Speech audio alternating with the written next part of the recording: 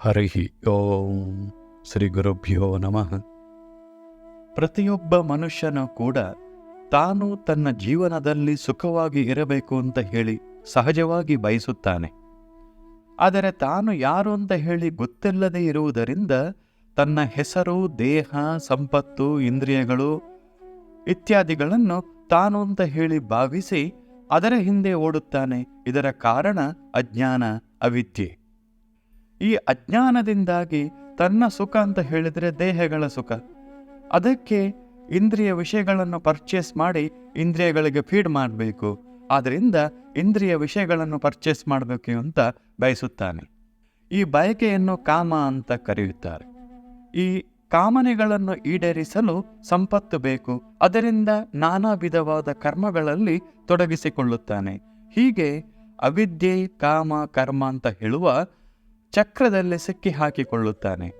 ಇದರಿಂದಾಗಿ ತನ್ನ ಒಳಗೆ ಇರುವಂತಹ ಏನು ಶಕ್ತಿ, ಎನರ್ಜಿ ಅಂತ ಕರೆಯುತ್ತೇವೆ, ಆತ್ಮ ಅಂತ ಕರೆಯುತ್ತೇವೆ, ಅದರ ಬಗ್ಗೆ ಅವನು ಎಂದೂ ಕೂಡ ಎಚ್ಚರ ವಹಿಸಲಿಲ್ಲ. ನಾವು ಇವತ್ತು ಇರುವಂತಹ ದೇಹ, ಮನೆತನ, ದೇಶ ಇತ್ಯಾದಿಗಳು ಯಾಕೆ ನಮಗೆ ಬಂದಿದೆ? ಪ್ರಾಣಿಗಳ, ಪಕ್ಷಿಗಳ ದೇಹ ಯಾಕೆ ಬರಲಿಲ್ಲ?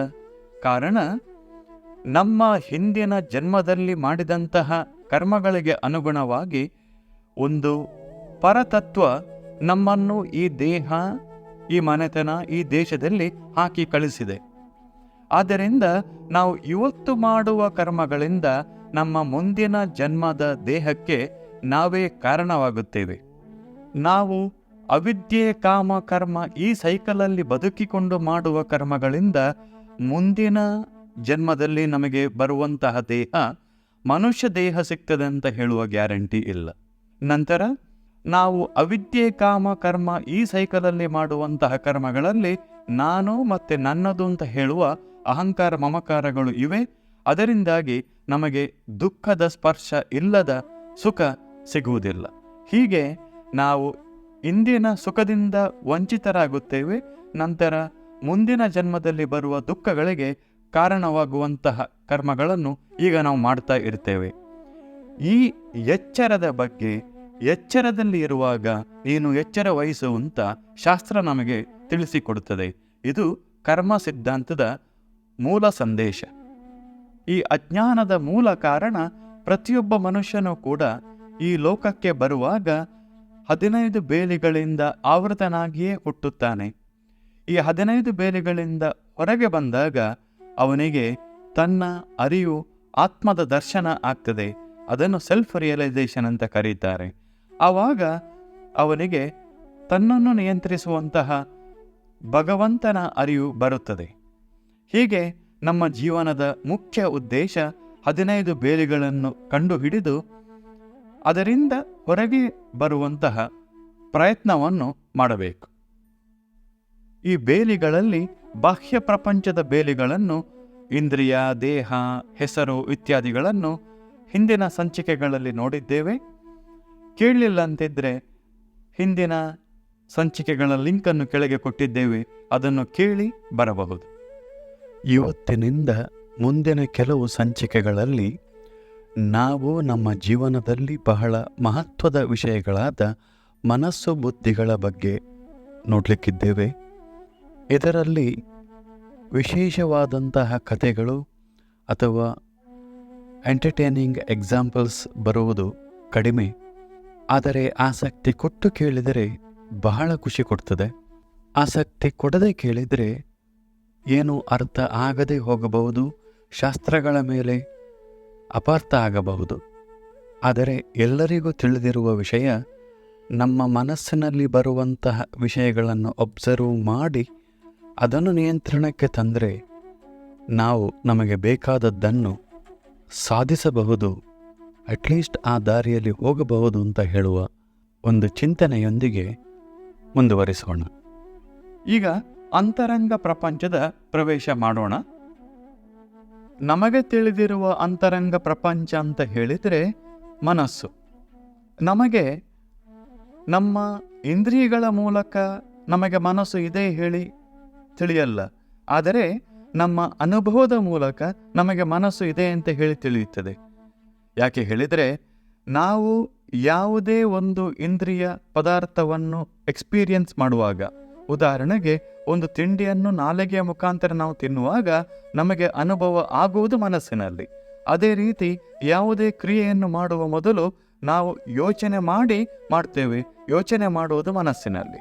ಹೀಗೆ ನಮ್ಮ ಇಂದ್ರಿಯಗಳಿಗೆ ಗೋಚರವಾಗದಿದ್ದರೂ ಕೂಡ ನಮ್ಮ ಅನುಭವದ ಮೂಲಕ ನಮಗೆ ಮನಸ್ಸು ಇದೆ ಅಂತ ಹೇಳಿ ಗೊತ್ತಿದೆ.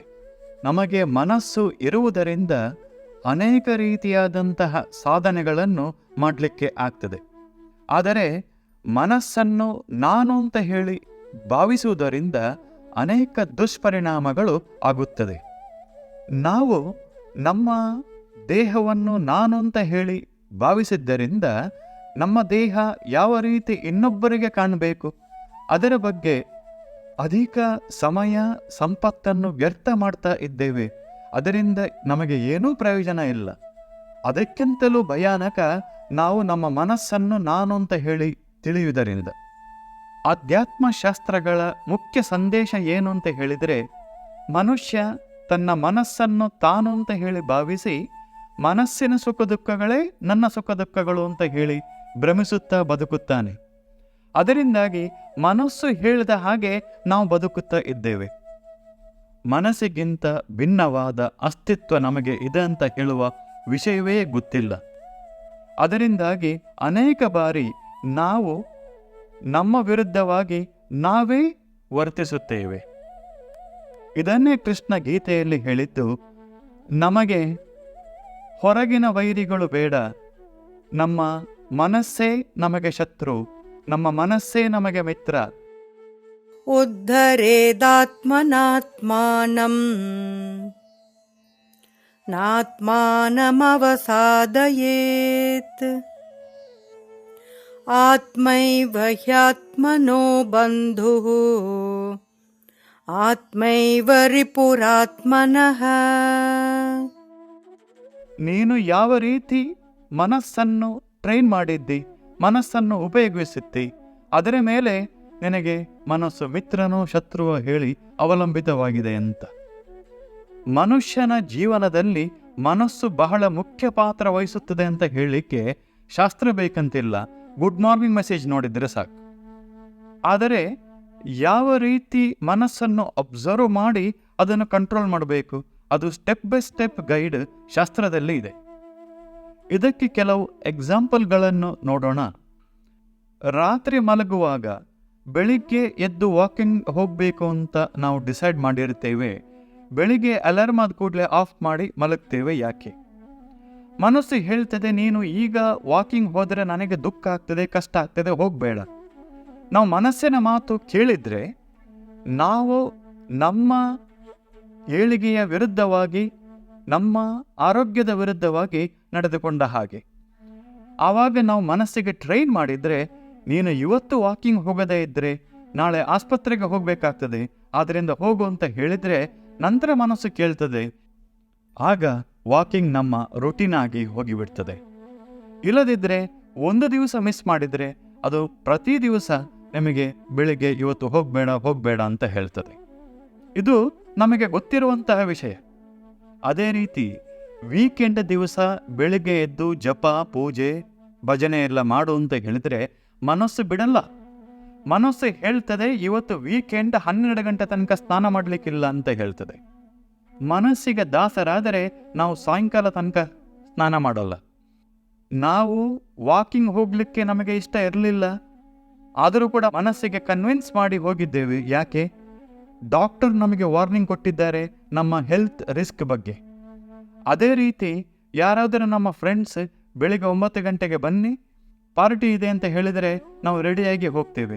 ಆದರೆ ಬೆಳಿಗ್ಗೆ ಇದ್ದು ಸ್ನಾನ, ಜಪ, ಪೂಜೆ ಮಾಡಲ್ಲ. ಯಾಕೆ? ನಮಗೆ ಪಾರ್ಟಿಯಿಂದ ಆನಂದ ಸಿಗ್ತದೆ ಅಂತ ಹೇಳಿ ಗೊತ್ತಿದೆ. ಈ ಜಪ, ಪೂಜೆ, ಭಜನೆ ಬೆಳಿಗ್ಗೆ ಎದ್ದು ಮಾಡಬೇಕಂತ ಹೇಳಲಿಕ್ಕೆ ದೇವರು ಬಂದು ಹೇಳಲ್ಲ. ಆದರೂ ನಾವು ಮಾಡೋದು ಯಾಕೆ ಹೇಳಿದರೆ ನಮಗೆ ಒಂದು ಭಯ ಇದೆ ಅಥವಾ ಪುಣ್ಯ ಬರ್ತದೆ ಅಂತ ಹೇಳಿ ಮಾಡುವುದು.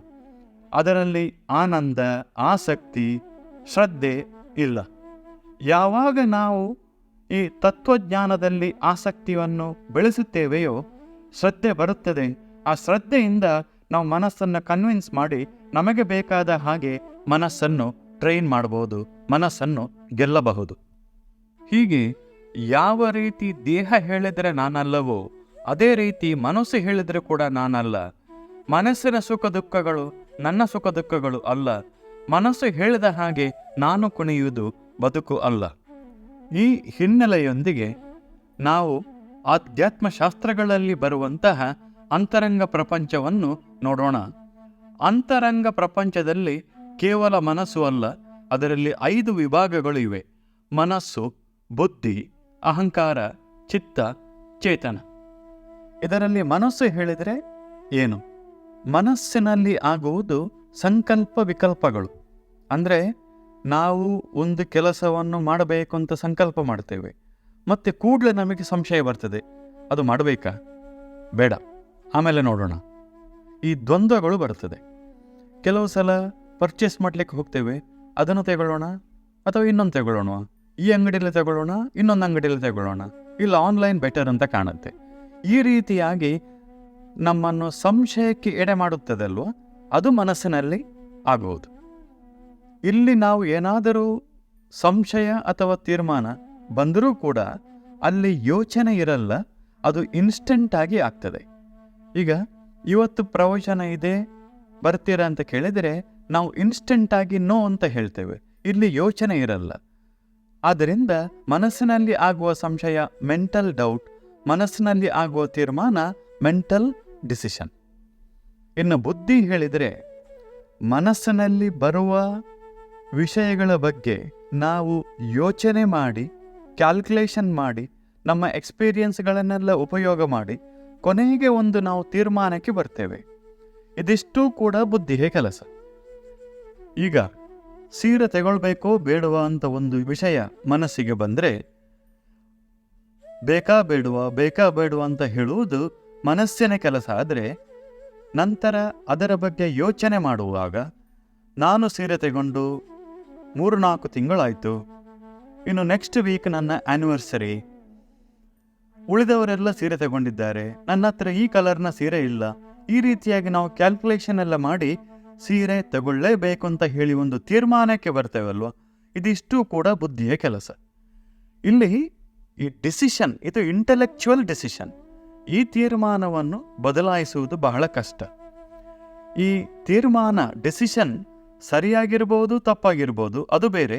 ಆದರೆ ಡಿಸಿಷನ್ ಮೇಕಿಂಗ್ ಫ್ಯಾಕಲ್ಟಿ, ಅದು ಕೂಡ ಕ್ಯಾಲ್ಕುಲೇಷನ್ ಮಾಡಿ ಡಿಸಿಷನ್ ಮಾಡುವುದು ಬುದ್ಧಿಯ ಕೆಲಸ. ಇನ್ನು ಅಹಂಕಾರ. ಇಲ್ಲಿ ಅಹಂಕಾರ ಅಂತ ಹೇಳಿದರೆ ಆ ದರ್ಪದ ಇಗೋ ತುಂಬಿದ ಅಹಂಕಾರ ಅಲ್ಲ, ಇದು ಐಡೆಂಟಿಫಿಕೇಶನ್ಗೆ ಸಂಬಂಧಪಟ್ಟಂತಹ ಅಹಂಕಾರ.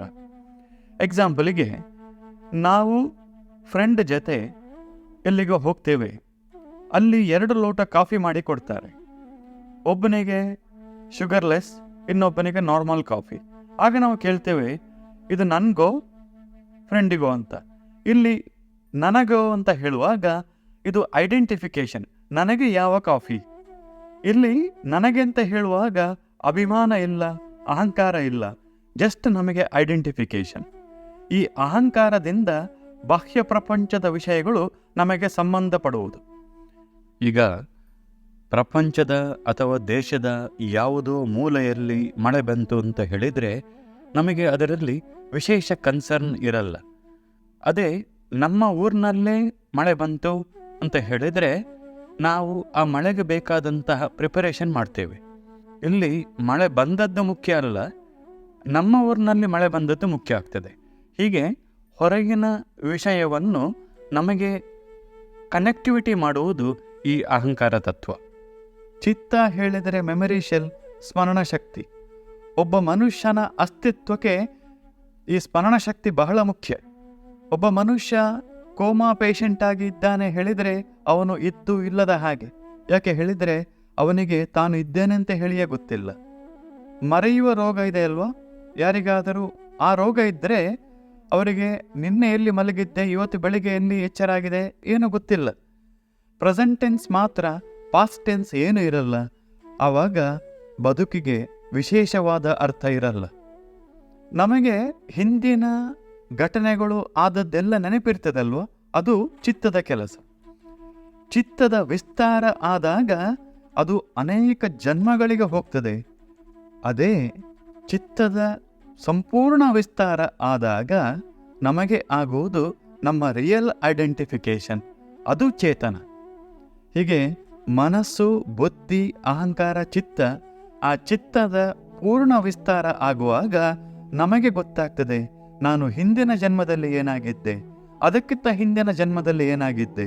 ಹಾಗಾದರೆ ಎಲ್ಲ ಜನ್ಮಗಳಲ್ಲಿ ಕಾಮನ್ ಡಿನಾಮಿನೇಟರ್ ಏನು ಅಂತ ಹೇಳಿದರೆ, ನಾನು, ನನ್ನ ಆತ್ಮ. ಎಲ್ಲ ಜನ್ಮಗಳಲ್ಲಿ ಇದ್ದದ್ದು ನಾನು. ಆವಾಗ ನಮಗೆ ಆತ್ಮದ ಅರಿವಾಗ್ತದೆ. ಹೀಗೆ ಅಂತರಂಗ ಪ್ರಪಂಚದ 4 ಬೇಲಿಗಳನ್ನು ದಾಟಿದಾಗ ನನಗೆ ನನ್ನ ಅರಿವು ಆಗ್ತದೆ, ಸೆಲ್ಫ್ ರಿಯಲೈಸೇಷನ್, ಆತ್ಮದರ್ಶನ ಆಗ್ತದೆ.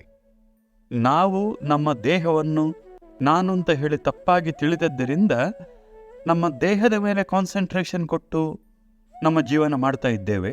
ಅದೇ ರೀತಿ ನಮ್ಮ ಮನಸ್ಸನ್ನು ನಾನು ಅಂತ ಹೇಳಿ ಭಾವಿಸಿದ್ದರಿಂದ ನನ್ನ ಮನಸ್ಸಿಗೆ ಏನು ಬಂತೋ ಅದಕ್ಕೆ ಸರಿಯಾಗಿ ನಡ್ಕೊಳ್ತಾ ಇದ್ದರೆ ನಾನು ಸುಖಿ ಅಂತ ಹೇಳಿ ಭಾವನೆಯಿಂದ ನಾವು ತಪ್ಪಾದ ಕೆಲಸಗಳನ್ನು ಮಾಡ್ತಾ ಇರ್ತೇವೆ. ಇವತ್ತು ನನ್ನ ಮನಸ್ಸಿನಲ್ಲಿ ಏನಿದೆ ಅದಕ್ಕೆ ಸರಿಯಾಗಿ ವರ್ತನೆ ಮಾಡಿದರೆ ನಾಳೆ ನನ್ನ ಮನಸ್ಸು ಬದಲಾವಣೆ ಆಗ್ತದೆ. ಆವಾಗ ನನಗದು ತಪ್ಪು ಅಂತ ತಿಳಿತದೆ. ಅದರಿಂದಾಗಿ ನಮಗೆ ಸುಖ ಸಿಗುವುದಲ್ಲ, ದುಃಖವೇ ಸಿಗ್ತಾ ಇರ್ತದೆ. ಅದಕ್ಕೆ ನಾವು ನಮ್ಮ ಮನಸ್ಸಿನಲ್ಲಿ ಬರುವ ಯೋಚನೆಗಳನ್ನು ಅಬ್ಸರ್ವ್ ಮಾಡುವ ಲೆವೆಲಿಗೆ ಹೋದರೆ ಆ ಮನಸ್ಸಿನಲ್ಲಿ ಬಂದಂತಹ ಯೋಚನೆಗಳು ಸರಿಯೋ ತಪ್ಪೋ ಅಂತ ಹೇಳುವ ವಿವೇಚನೆ ಮಾಡಬಹುದು.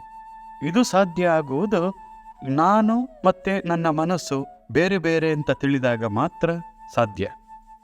ನಾವು ಆ ಸ್ಥಿತಿಗೆ ತಲುಪಿದಾಗ ನಾವು ನಮ್ಮ ಮನಸ್ಸಿಗೆ ಬಂದಂತಹ ಕರ್ಮಗಳನ್ನು ಮಾಡದೆ, ಮನಸ್ಸಿನ ಸೇವಕರಾಗದೆ, ಯಾವುದನ್ನು ಮಾಡುವುದರಿಂದ ನನಗೆ ಶ್ರೇಯಸ್ಸೋ ಅದನ್ನು ಮಾಡುವ ದಾರಿಯಲ್ಲಿ ಸಾಗಬಹುದು.